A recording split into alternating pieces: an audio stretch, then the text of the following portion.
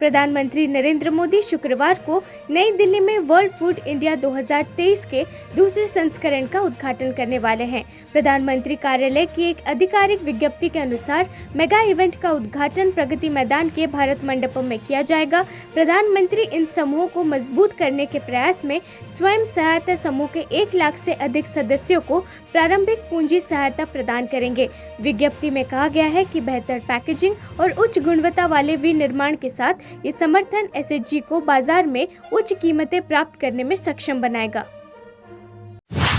प्रधानमंत्री नरेंद्र मोदी ने कांग्रेस पर एक आदिवासी व्यक्ति के देश का राष्ट्रपति बनने का विरोध करने का आरोप लगाया। उन्होंने इस बात पर जोर दिया कि भाजपा की नीति समाज के सभी वर्गों के लिए विकास और प्रगति सुनिश्चित करना है। प्रधानमंत्री मोदी ने छत्तीसगढ़ में विजय संकल्प रैली को संबोधित करते हुए कहा, इतिहास में पहली बार बीजेपी ने आदिवासी परिवार की बेटी को राष्ट्रपति बनाने का फैसला किया, लेकिन कांग्रेस ने इसका विरोध किया। उन्होंने उनके खिलाफ दुष्प्रचार किया। कांग्रेस का ये विरोध बीजेपी के खिलाफ नहीं बल्कि आदिवासी बेटियों के खिलाफ था। कथित उत्पाद शुल्क नीति घोटाले के सिलसिले में दिल्ली के मुख्यमंत्री अरविंद केजरीवाल को प्रवर्तन निर्देशालय के समन के बाद बिहार के उप मुख्यमंत्री तेजस्वी यादव ने केंद्र पर कटाक्ष किया और कहा कि जब भी भाजपा मुसीबत में होती है तो वो अक्सर ईडी को तैनात करती है। राष्ट्रीय जनता दल के नेता और इंडिया ब्लॉक के नेता तेजस्वी यादव ने कहा कि विपक्षी नेताओं के खिलाफ ईडी की कार्रवाई संघीय एजेंसी के लिए एक नियमित अभ्यास बन गई है।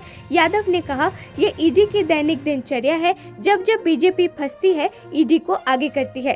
प्रवर्तन निर्देशालय ईडी ने कथित उत्पाद शुल्क नीति घोटाले से जुड़े मनी लॉन्ड्रिंग मामले में पूछताछ के लिए दिल्ली के मुख्यमंत्री को तलब किया था। नीतीश जी ने आज कहा कि कांग्रेस 5 राज्यों के चुनाव में लगी हुई है, इंडिया गठबंधन अभी शिथिल पड़ा हुआ है। इसको 5 जगह चुनाव है तो नेता लोग तो वही है ना, और कोई भी पॉलिटिकल पार्टी में अगर चुनाव होगा तो लोग तो जाएंगे आएंगे, लेकिन उन्होंने ये भी कहा है कि एक बार चुनाव संपन्न हो जाए फिर बैठ करके बात होगी। ईडी ने अरविंद केजरीवाल को सम्मन दिया था आज। ये दिल्ली का काम है ईडी का। जब बीजेपी फंसती है तब तक ईडी को आगे करती है।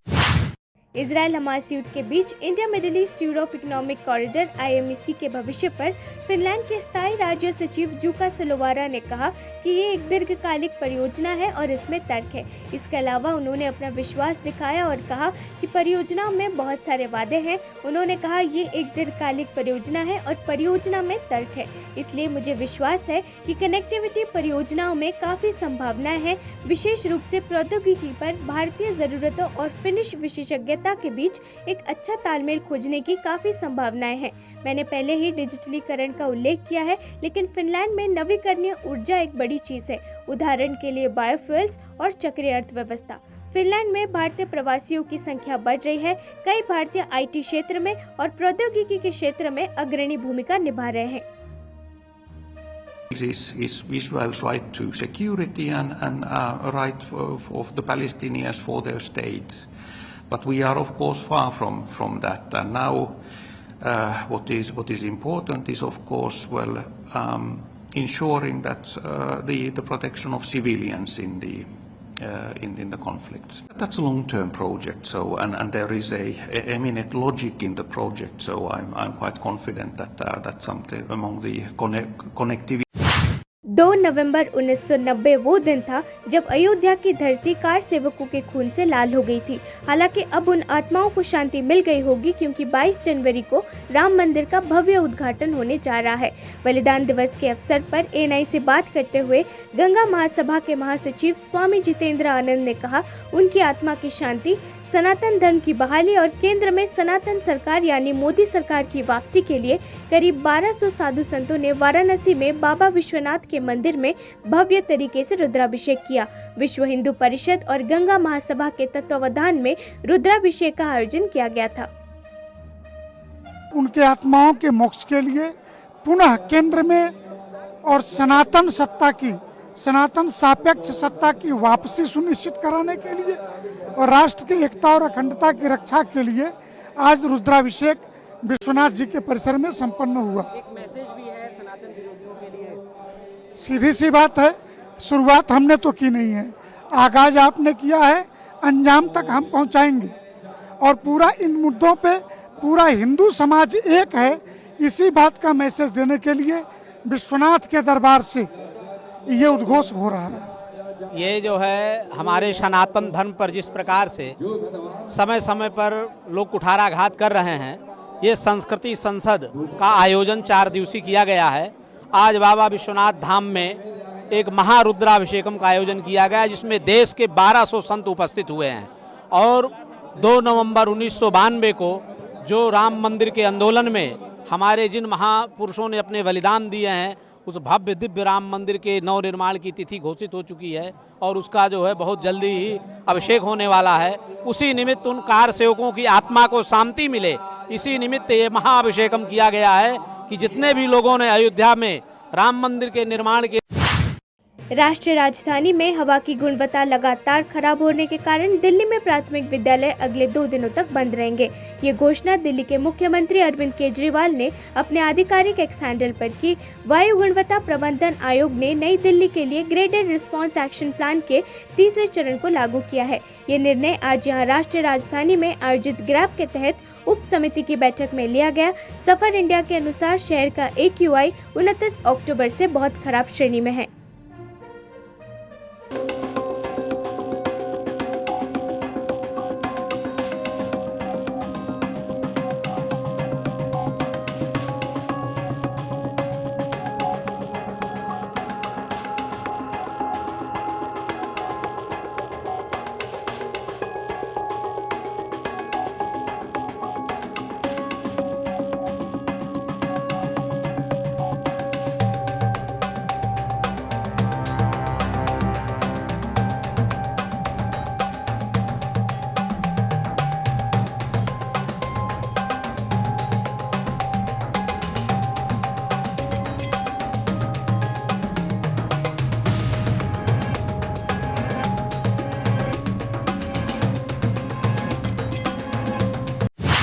AIMIM सांसद असदुद्दीन ओवैसी ने कांग्रेस नेता राहुल गांधी पर कटाक्ष करते हुए कहा कि वो प्रधानमंत्री नरेंद्र मोदी के समान हो गए हैं। असदुद्दीन ओवैसी ने कहा, कांग्रेस नेता राहुल गांधी यहां आए और कहा कि केसीआर ने लोगों का पैसा लिया और पैसा वापस कर देंगे। वो मोदी 2.0 बन गए हैं। 2014 में प्रधानमंत्री मोदी ने हर नागरिक के बैंक खाते में 15 लाख रुपए जमा करने का वादा किया था, लेकिन 15 पैसा भी नहीं आए। वो भी यही डायलॉग बोल रहे हैं। यहाँ पर इनके बड़े बड़े लोग आते हैं, बुलंद बांग दावे करते हैं। इनके एक लीडर आए राहुल गांधी, प्यारे ने आकर कह दिया कि केसीआर ने इतना पैसा लिया, हम आके वापस कर देंगे। माने ये मोदी 2 हो गया। ये 2014 में मोदी बोले थे 15 लाख हर एक के अकाउंट में डालूंगा। वो 15 लाख की जगह 15 पैसे नहीं आए तो इन्हों बोले भाई उसका डायलॉग मैं मार लेता हूं। तो इन्हों भी बोल रहे मैं आऊंगा, मैं निकाल लूंगा। ये जो काम जो मैं आपके सामने रखा हूं, बताइए ये काम किसके फायदे आ रहे, किसका फायदा हो रहा है?